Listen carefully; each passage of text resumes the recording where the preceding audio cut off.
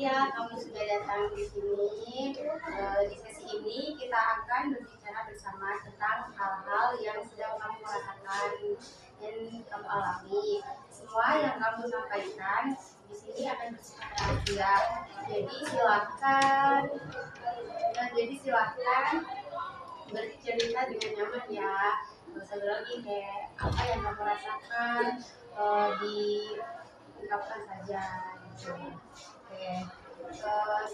Ngomong-ngomong, kamu sebelumnya sudah pernah melakukan konseling individual belum? Belum. Kamu tahu nggak apa konseling individual? Jadi kayak konsultasi kalau kita gitu. Oke, jadi di sini aku akan jelaskan. Jadi konseling individual itu proses bantuan yang diberikan kepada klien secara face to face. Jadi tujuannya itu untuk menuntaskan suatu permasalahan klien. Oke, di sini juga ada 4 asas. Yang pertama yaitu asas kerahasiaan. Jadi oke, selanjutnya juga ada di konseling individual terdapat 4 asas. Yang pertama yaitu asas kerahasiaan. Jadi tenang saja, aku juga akan merahasiakan apapun permasalahan yang kamu ceritakan kepada saya. Saya juga sebelumnya sudah dijanji konselor. Jadi saya tidak akan berbicara kepada orang-orang yang di luar sana tentang permasalahan kamu. Selanjutnya yang kedua yaitu asas kesukarelaan. Apakah di sini kamu sukarela menceritakan kesan kamu kepada saya? Oke, saya juga sukarela mendengarkan keluh kesah kamu. Selanjutnya yang ketiga yaitu asas keterbukaan. Jadi kamu di sini harus terbuka untuk menceritakan semua keluh kesah kamu, permasalahan kamu yang kamu rasakan pada saat ini. Selanjutnya yang keempat yaitu asas kekinian. Jadi di sini kamu harus menceritakan permasalahan kamu yang terjadi saat ini. Boleh juga yang terjadi pada masa lalu tapi terulang kembali pada saat ini, yang mengganggu proses pembelajaran kamu, yang mengganggu aktivitas kegiatan kamu. Jadi selanjutnya yaitu asas kemandirian. Jadi semua masalah itu keputusannya ada di klien. Jadi semua permasalahan apapun itu keputusannya ada di kamu sendiri. Jadi kamu jangan takut untuk mengambil keputusan. Ngomong, kalau boleh tahu ini mau menceritakan permasalahan apa? Menceritakan permasalahan karir masa depan kita. Seperti apa? Kenapa? Saya kan kelas 12 nih, jadi kan kadang suka bingung kan mau masuk jurusan apa. Terus kan saya kan sekarang jurusannya agama nih, tapi sebenarnya yang saya inginkan tuh kan jurusan agama. Nah terus kan agama paling mentok-mentok ke guru kan gitu. Terus kan waktu itu ditanya sama mak mau jadi apa gitu kan. Terus mau jadi guru PIK aja lah kan gitu kan. Terus katanya jangan jadi guru katanya gitu. Oh jadi apa ya katanya, kan dia bingung. Terus katanya pengen ekonomi aja deh, ngambil jurusan ekonomi. Tapinya kan ada yang ngomong gitu, Pak Anas pernah ngomong gini, kan kalau misalnya kuliah itu belajarnya individu ya, jadi kayak ya udah kalau misalnya mau kampus, kalau enggak jadi nggak ke sekolah gitu kan. Terus habis itu ya sebenarnya kan yang jurusan ekonomi, tapinya dia belum ada awal pembelajaran ekonomi itu kayak gimana. Terus kan harus punya dikit lah gitu, gimana sih ekonomi itu, dasar-dasar ekonomi gitu. Tapi kan kita belum punya dasar-dasar ekonomi, paling kayak nanti belajar dikit. Tapi kayak bingung juga, tapi kayak misal saya asal jurusan ekonomi, terus kayak kalau misalnya nggak ekonomi jurusannya apa ya gitu. Jadi kayak masih gitu loh, ngeliat nanti jurusan apa, takutnya nanti salah tapi kuliahnya juga sia-sia gitu. Terus ini jadinya kayak mau gimana ya ke depannya, kalau misalnya kuliah juga mau kemana, takutnya nantinya bingung juga. Terus takut memulainya karena takutnya salah, ngambil langkah yang salah, nanti misalnya kan emang di akhir ya Kak. Jadinya bingung kitanya, jadi sekarang juga mau konsultasi juga masih bingung gimana ya caranya gitu. Terus kan kita juga kan mau TKA kan. Nah habis itu kan TKA juga kan jurusan yang mau ke kuliahnya, tapi kan jurusannya agama kan, terus nggak boleh libur kan, kita mau jurusan ekonomi, tapi ya kan agama kan nggak boleh libur ekonomi, jadi kita ngambilnya sejarah sama PKN gitu, jadi cuma itu doang kan, kalau nggak bahasa Arab, tapi kan bahasa Arab kayak nggak boleh libur, jadi kita ngambilnya PKN sama sejarah gitu. Nah jadi kita mau gimana? Oke, baik. Jadi berarti kamu tuh merasa terbebani karena jurusan ya, yang awalnya pengen ekonomi tapi masuknya ke agama. Apa betul? Oke. Kamu ternyata di sini lagi posisi yang sulit ya, jadi bingung gitu. Di satu sisi kamu pengen ngikutin orang tua, di sisi lain kamu juga udah terlanjur masuk di jurusan agama. Jadi menurut kakak itu hal wajar sih. Di luar sana juga banyak anak yang merasa bingung seperti kamu. Jadi itu, coba deh kamu ceritain dulu apa alasan orang tua kamu pengen kamu ambil ekonomi. Terus apa yang bikin kamu lebih memilih jurusan agama yang nantinya menjurus ke jurusan. Alasan orang tua kamu memilih jurusan ekonomi itu kenapa gitu? Saya kan mau ke dulu kan, soalnya kan dulu agama apa ya, kalau misalnya hukum sebenarnya boleh aja sih, kan itu mah orang yang kita ngomong itu kan yang bisa debat juga, terus sebenarnya bisa kalau belajar tapi kayak masih kayak kepikiran kan untuk kan semuanya ada debat gitu kan, kepikiran bisa gitu, terus ekonomi kenapa kamu itu ambil ekonomi, awalnya tuh ada tuh ya saudara juga kayak dia tuh waktu SMA nya gitu IPA, tapi dia masuk jurusannya IPS gitu kan, ya udah ekonomi aja, soalnya kayak walaupun jurusan agama ekonomi juga masih masuk ke awal kan, soalnya kuliah juga kan dari awal belajarnya gitu kan, jadi semua juga belajar juga dari awal, tapi kira-kira kayak tapi kan mereka kan ada asah gitu kan sedikit gitu, tapi kan dia kan belum ada apa-apa gitu kan, nggak mau pelajari ekonomi itu gimana kayak gini, sebenarnya juga takut sih,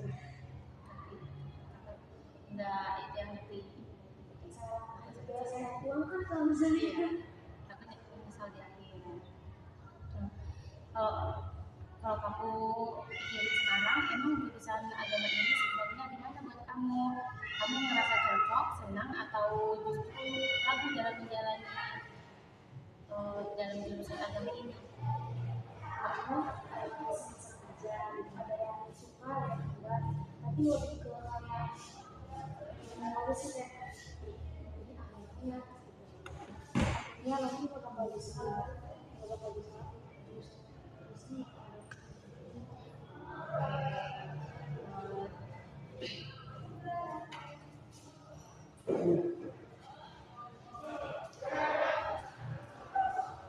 Oke, selanjutnya kamu ngerasa di jurusan agama ini kamu bisa berkembang dan bahagia nggak nantinya ke depannya kalau emang kamu di jurusan agama ini, jangan kamu jurusan kemandirian dan karena kamu jurusan agama itu tuh nantinya bakal bikin ini kamu nggak seneng nggak gitu, atau masih merasa belum yakin karena belum dapat dukungan dari orang tua kan, karena mama orang tua kamu bilang suruh jangan BK dulu, jadinya takut kamu kepikiran.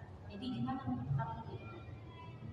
sebenarnya aku juga nggak mau banget jadi guru gitu kan, Kamu juga sama ya mau jadi guru artinya kayak apa ya misalkan yang dari agama itu cocok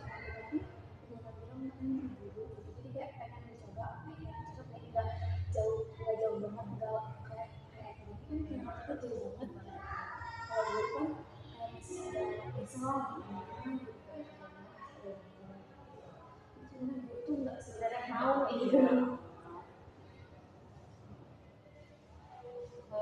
Selanjutnya kamu kamu kan pas kamu tahu, kamu ngerasa kecewa nggak pas orang tua kamu kurang setuju, apa sih?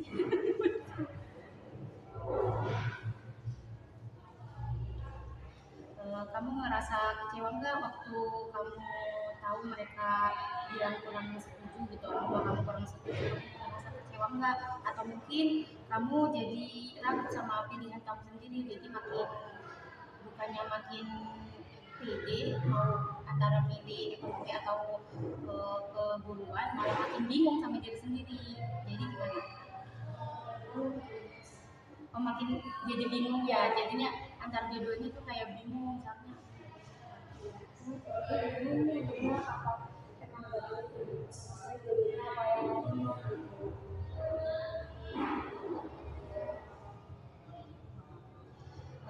Kakak paham banget sih perasaan kamu.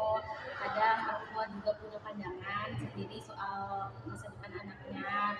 Mereka pengen yang terbaik, tapi kadang cara mereka mengungkapinya bikin kita bingung juga. Kadang keputusan kayak gini nggak harus langsung ditentuin cepat-cepat gitu loh. Jangan kayak takut nantinya salah ngambil keputusan. Yang penting kamu tahu apa yang kamu mau dan gimana caranya nyampein kembali ke orang tua kamu tanpa bikin mereka kecewa gitu. Aku juga ngerti kadang dukungan orang tua itu penting banget buat bikin kamu semangat, tapi yang paling penting kamu tetap jadi diri kamu sendiri dan tahu kenapa kamu memilih jalan ini.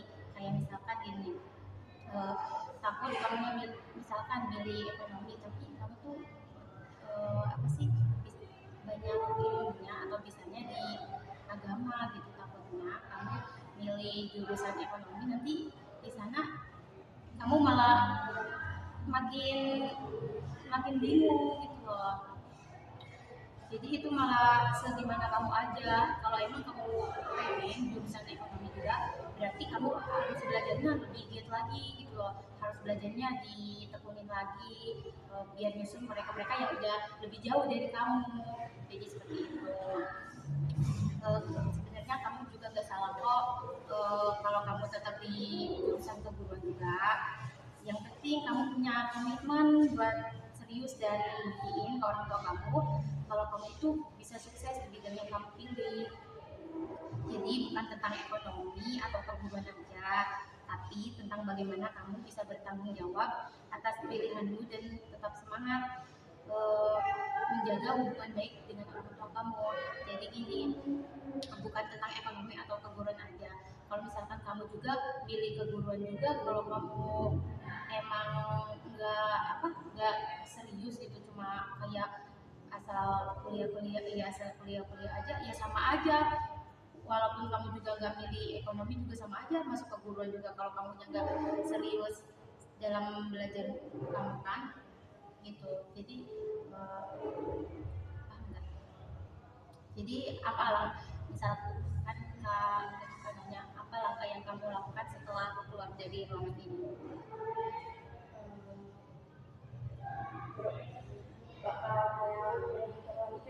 Berarti kalau misalnya saya masuk di sini, berarti saya harus tetap belajarnya, terus kayak walaupun saya bakal ekonomi misalnya gitu, jadi kita tuh harus belajar, kita harus belajar sendiri dan kita harus kayak sungguh-sungguh kan, saya mau masuk dengan ekonomi nih, jadi saya harus benar-benar kayak belajar, harus kayak sedikit-sedikit belajar, paham lah sedikit gitu lah, dan kayak Dan bisa misalnya kayak nggak terlalu benar-benar nggak takut takut sama sekali gitu. kalau misalnya pilih keguruan Dari keguruan mungkin sama juga seperti itu. Oke. Kakak kasih pernah dengar kamu cerita dengan sejujurnya. Eh, itu tandanya kamu peduli juga sama diri kamu sendiri, sama masa depan kamu sendiri. Kamu juga jangan lupa jaga hubungan sama orang tua kamu, itu hal yang sangat penting. Jadi apa-apa harus dibicarakan dulu. Kalau emang kamu pengennya ekonomi nantinya, nggak apa-apa sebenarnya walaupun jurusan agama juga. Ada juga yang misalkan jurusannya malah bahasa Arab tapi jadi guru PAUD, ada itu juga ada. belajar bisa, tergantung segimana kamunya, tergantung itu mah kembali lagi di diri kamu sendiri, di keputusan kamu. Yang Kanisa bilang tadi, ya harus apa-apa harus belajar, ya kan, harus belajar sih. Kalau emang kamu pengennya ini, ya di kebun ngejar orang lain yang udah jauh dari kamu. Misalkan kamu masih ada di belakang, ya kejar yang udah belajar dari awal gitu. Kalau kamu milih ekonomi, kalau misalkan kamu milih agama juga, kasih tahu juga orang tua kamu, apa sih, jadi guru juga nggak seburuk yang mama pikirin loh gitu, karena bukan karena gaji dong ya, karena apa, ilmu juga buat diri kita sendiri, buat anak-anak kita nanti, jadi gitu ya. Dan juga yang penting kamu tetap komunikasi, intinya komunikasi penting, baik, sangat penting kepada orang tua kamu. Jadi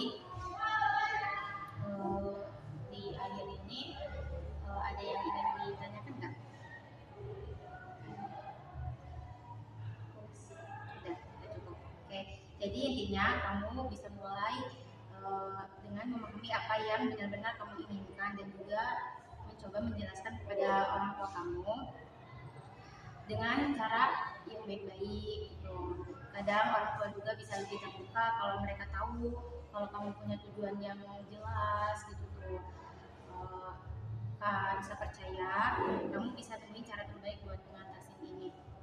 Jadi intinya kembali ke diri kamu sendiri lagi. Kamu harus buktiin ke orang tua kamu, jadi aku punya komitmen loh mak, aku punya tujuan, jadi tujuannya ini pasti orang tua kamu juga akan tuh kalau kamu bersungguh-sungguh ini di perguruan tinggi tadi.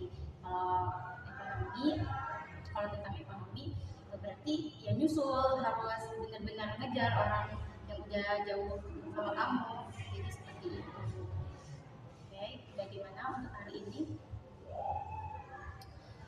Gimana?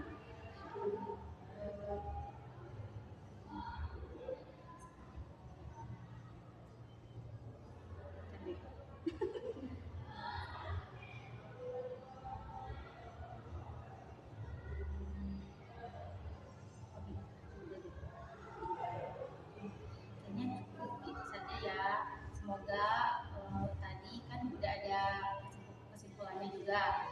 Ada apa sih? Tahu gitu tuh kamu tuh harus ngapain habis ini.